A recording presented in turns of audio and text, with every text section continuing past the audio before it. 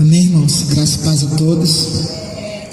Irmãos, essa madrugada foi uma bênção. Foi muito poder de Deus.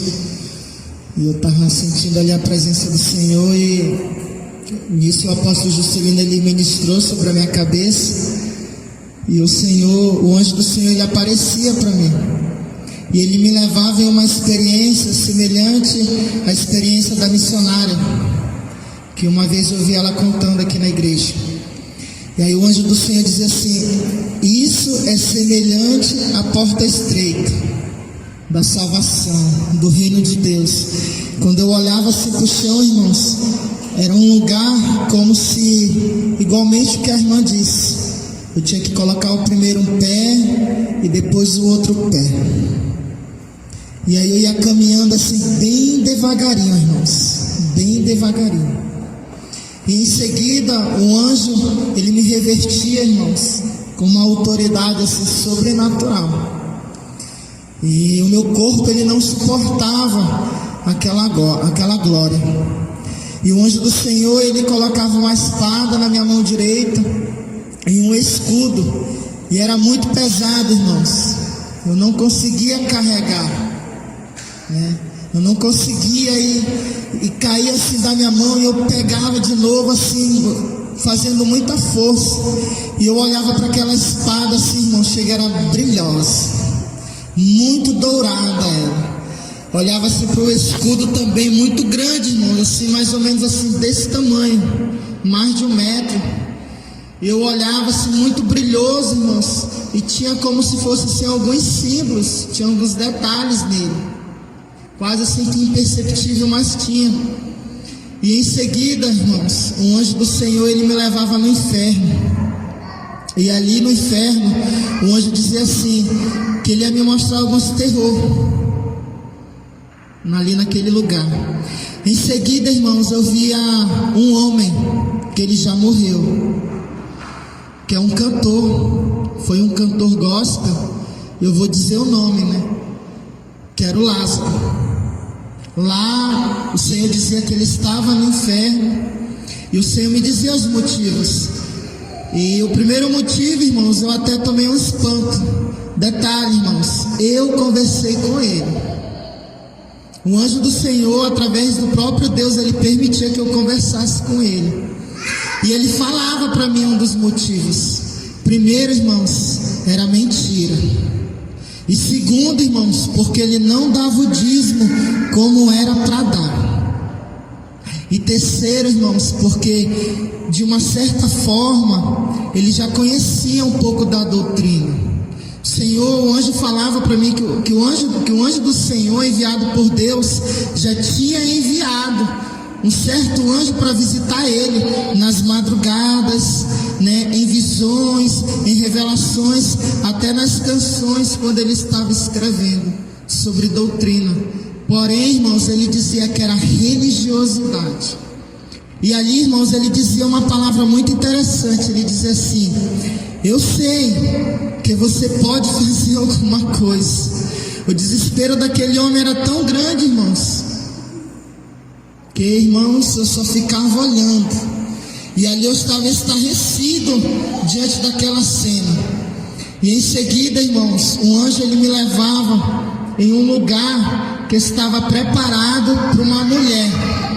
E o anjo do Senhor dizia assim: se ainda hoje essa mulher, ela morrer, ela ainda está viva na terra, ela vem para cá.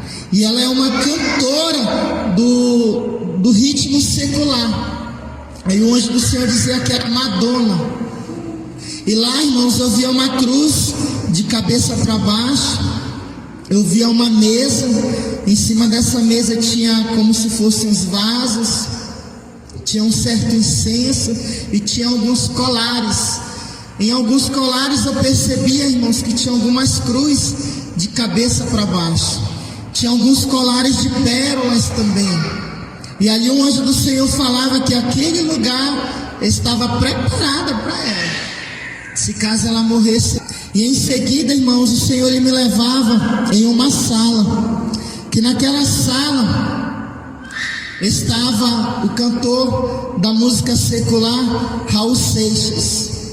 E ali o Senhor, ele falava para mim que aquele homem, ele era um tipo de homem que ele queria possuir várias mulheres para eles.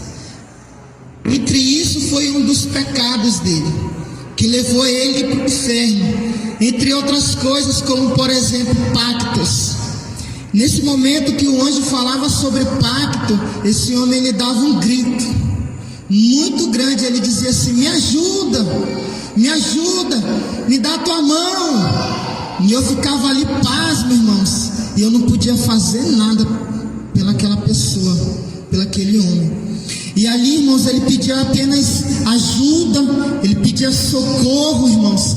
Agora imagine, irmãos, o grau de tortura que aquele homem estava passando. Chegou um episódio, irmãos, que eu vi como se fosse assim uma panela cheia de óleo, que os demônios eles colocavam dentro da boca dele, derramavam aquele óleo dentro da boca dele e fechava a boca dele. E ali ele dizia assim que ele estava ali e ele era ciente dos motivos. Ele falava isso. E eu conversava com ele, irmãos, com uma certa distância. Chegou um momento, irmãos, que eu via como se fosse um exemplo de uma rede. Os demônios eles pegavam em uma espécie assim, entre aspas, de uma madeira, né? E amarravam ele e ele ficava como se fosse assim, em uma posição como em uma rede, e sustendiam ele e ficavam brincando com ele em cima de um lago de fogo. E eu via assim umas garras de alguns demônios arranhando as costas dele. E nesse momento eu via um monte de demônio pequeno entrando por dentro da costa dele e saindo pela boca. E em seguida, irmãos, o anjo do Senhor ele me levava em um lugar onde estava aquela cantora, que ela também morreu, está com pouco tempo. E se não me falha a memória, foi esse ano, que foi aquela Anastácia. Se não me falha a memória, esse é o nome dela? Fabiana Anastácia. E ali, irmãos, o Senhor ele dizia para mim que era o pecado da vaidade. E lá no inferno, irmãos, eu via os demônios colocando brinco no ouvido, na orelha dela, aquelas argolas grandes, e eles puxavam aquelas argolas. Quando eu ficava observando aquela cena, irmãos, e eles colocavam as mãos no pescoço dela e começavam a puxar os colares que estavam no pescoço dela, cheio de bolinhas, e quando eles puxavam, vinha a pele dela.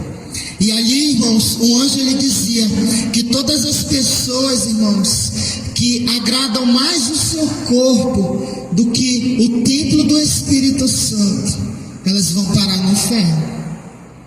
E ele dizia isso: diz para a minha igreja cuidar do templo, porque é aonde eu moro. Eu não moro na aparência, eu moro dentro da aparência. Eu moro dentro do coração. Hoje ele dizia: eu moro dentro da alma, eu moro dentro dos pensamentos, eu moro dentro do subconsciente. E cada um sabe disso. Aí o anjo dizia algo interessante: cada um sabe, ninguém é inocente. Ele falava, exceto aquelas pessoas que vivem ainda no tempo de ignorância, que eu estou tratando. E nisso eu voltei, irmãos. Amém.